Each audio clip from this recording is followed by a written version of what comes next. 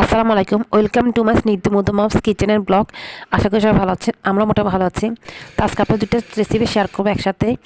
এখানে প্রথমে নিয়েছি পেঁয়াজ, আদা, রসুন কুচি করে এগুলোকে ব্লেন্ড করে নেব। নিয়েছি বাদাম, নিয়েছি এখানে কাঁচামরিচ কুচি করে, আর নিয়েছি এখানে টমেটো কুচি করে। তো আর এখানে নিয়েছি আমি এখন এগুলোকে আমি ব্লেন্ড করে নেব।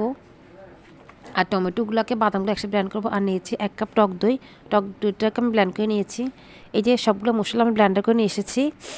এখন এখন চিকেনগুলোকে শুধুমাত্র আমি মরিচের গুঁড়ো আর লবণ দিয়ে মেখে নিচ্ছি। আর এখন এক একে সবগুলোকে তেলে ভেজে নিচ্ছি। প্রথমে এখন আমি উল্টিয়ে দিব। চিকেনটা খুব সুন্দর করে ভাজি হচ্ছে। এই চিকেন নিচে তেমন লেগে যাচ্ছে না। তেলটা খুব গরম করে আপনি চিকেন ভাজি করলে চিকেন নিচে একদম লেগে যাবে না, খুব সুন্দর মতো উঠানো যাবে। সবগুলো আমি উঠিয়ে নিচ্ছি। দ্বিতীয় স্টেপে আমি সবগুলো চিকেন আবার দিয়ে দিচ্ছি এবং আস্তে আস্তে এখন আবার উল্টে দিব। এভাবে উল্টে পাল্টে আমি এই চিকেনগুলোকে নামিয়ে নেব। দেখুন চিকেন খুব সুন্দর কালার আসছে। নামিয়ে নিচ্ছি সবগুলো চিকেনকে। আমি এখনটা প্যান বসিয়ে আমি প্যানের মধ্যে চিকেন ভাজি করা তেলগুলো দিয়ে দিচ্ছি আমি পেঁয়াজ পেস্টে সবগুলো মশলা দিয়ে আমি খুব ভালো করে আগে মশলাটাকে কষিয়ে নেব। অনবরত নাড়তে থাকবেন, তা নাহলে মশলা নিচে লেগে যেতে পারে। এখন আমি দিয়েছি বাদাম পেস্ট, টমেটো পেস্টের মশলাগুলো, এগুলো দিয়ে খুব ভালো করে নেড়ে নেব। অনবরত নাড়বেন, না হলে এলে লেগে যাবে।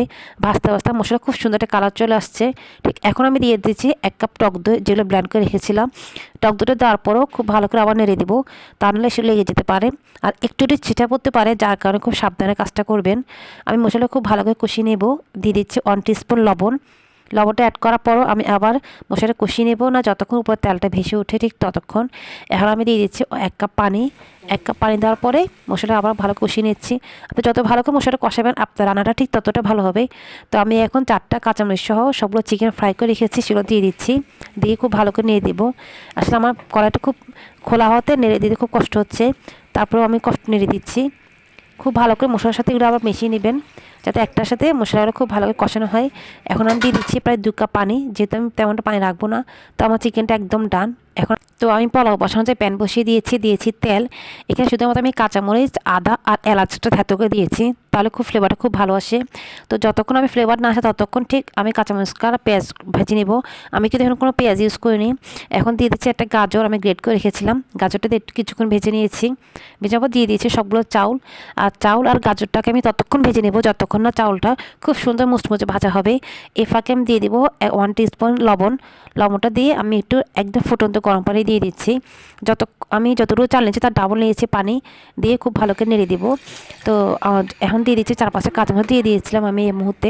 আমার পানিটা একদম শুকিয়ে এসেছে। এখন খুব ভালো করে চারপাশে মিশিয়ে নিচ্ছি। নিয়ে আমি এখন তাওয়া বসিয়ে দিব, যদি আপনার সে দেখানো হয়নি।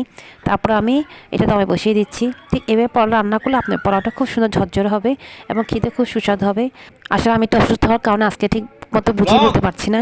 এই যে আমার দুটো রেসিপি অলমোস্ট সবাই কেমন হয়েছে অবশ্যই জানাবেন। আজকের মতো এখানে বিদায়, আল্লাহ হাফেজ।